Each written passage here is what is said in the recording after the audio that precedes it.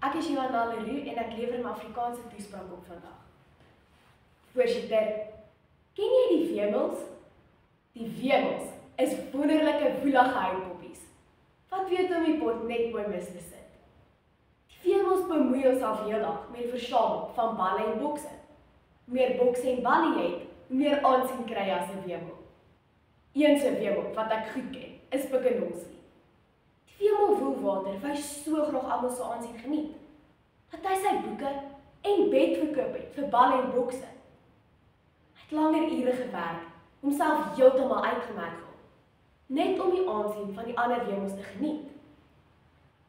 Klink dit bekend, dames en here?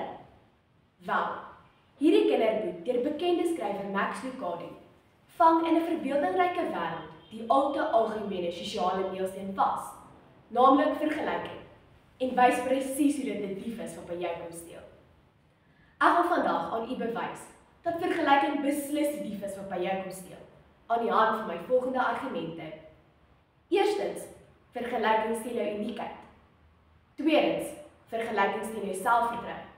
En laastens, vergelyking steel jou interpersoonlike verhoudings.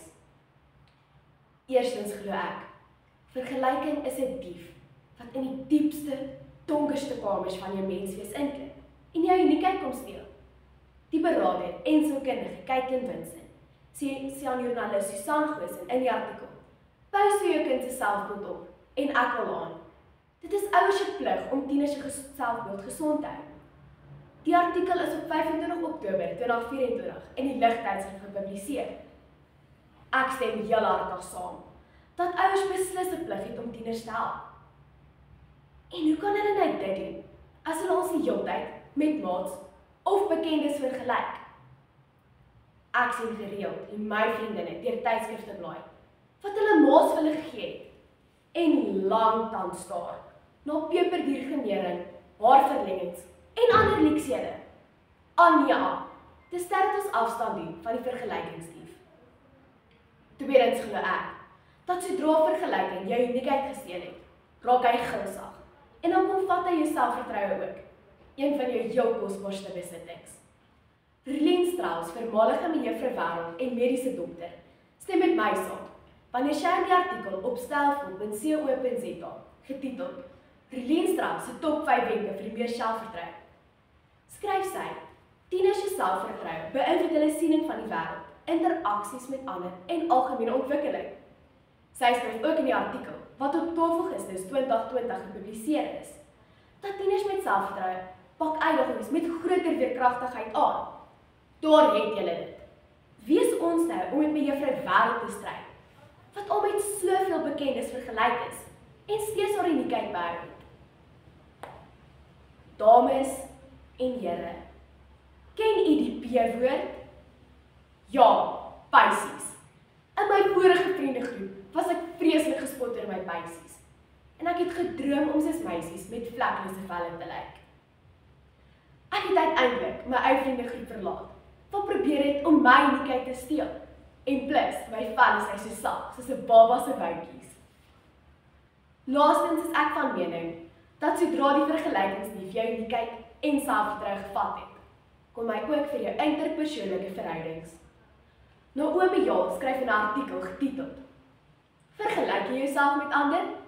Wat op 11 Augustus 2022 in Huisgenoot gepubliseer is, waarin sy sielkundige Victoria Kasunik aanhaal. Vergelyking stap jou energie en steel eintlik net jou verhoudings. Ek glo beslis ook so. Diegene wat my goed ken, weet dit is vershot op die 90 sitcom Friends. Ja, dis snaaks en ja, dis ongelooflik gewild.